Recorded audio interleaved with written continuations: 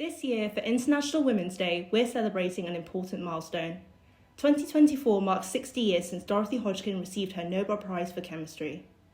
We'll be commemorating this special anniversary on Friday with a lecture by Professor Irene Tracey, Vice-Chancellor of the University of Oxford. Before then, we thought we'd reflect on Dorothy Hodgkin's towering achievement by speaking to some of our academics, students, and Dorothy Hodgkin's former colleagues. I'm here to discuss how Dorothy Hodgkin would have worked and talk a bit about her wonderful discoveries, such as solving the structure of penicillin, of insulin, of vitamin B12 and other biomolecules. So Dorothy was fascinated by a technique called crystallography. She would crystallize the molecules that she was interested in. For example, you see a crystal here, that's a quartz crystal. Dorothy would crystallize other molecules such as insulin, for example. She would then mount them in a glass capillary, which would be much smaller than this one, and then mount them on this kind of equipment here called a goniometer. This was important because she was able to align the crystal precisely in an X-ray beam. She would then record data, and she was one of the pioneers, or one of the first labs using the new computers available at the time. They used these kind of punched tapes to be able to feed information in these computers, like the Ferranti Mercury, which was purchased here in Oxford at the time. Dorothy was amazing. She had an amazing visual memory. I watched her, having finally lost patience with the student who was failing to solve a B12 derivative, come into the room and say, right, let's try and do this. We had electron density maps on sheets of paper, and she just picked one spot after another, and in half an hour there was a structure. This young man had been trying to do that for months and getting nowhere. She just was very receptive to pattern. I think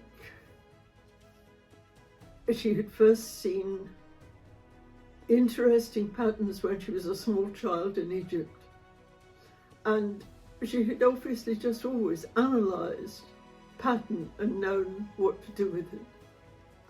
I once asked her what it was that made it so easy, and she just said, Margaret, we were careful. Now, it was more than that, but she was also careful.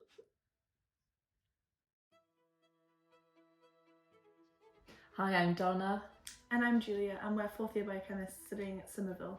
Yeah, I think Dorothy Hodgkin did a lot of really sort of key work in terms of solving the structure of small molecules through X-ray crystallography. And I think she played quite a pivotal role in setting up the whole field of structural biochemistry as a whole. So, and that's still a very important stem of biochemistry at the moment. So a lot of the work that we do at the moment, especially in our course, has a strong focus on structural biochemistry and on the techniques used, which can then tell us about the function of small molecules. And I also think sort of Dorothy Hodgkin's work, being a woman in STEM, sort of translates through, because so in our year, for example, we've got 5 biochemists, all of them are girls, we're all really good friends, and I think there's sort of some link there, which is really quite sweet. And I think also being in an environment where women weren't hindered or felt like they couldn't pursue what they wanted to do, really meant that more women pursued STEM at this college. So I'm Leslie Brown. I was a fellow in philosophy here for 40 years. In the 1970s, as a young fellow, I knew Dorothy Hodgkin, but I was also here as an undergraduate in the 60s when she was awarded her Nobel Prize. Early in my second year as an undergraduate, we came into hall one evening, and there on the table was wine. This was something completely unheard of. We wondered why.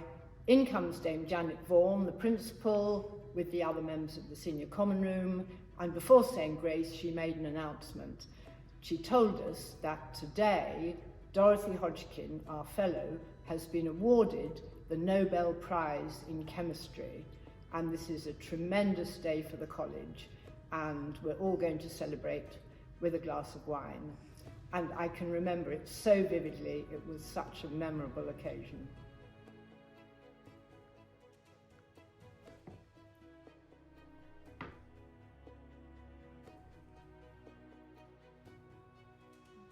That's so heavy. It is actually so much heavier than I thought it would be. Yeah.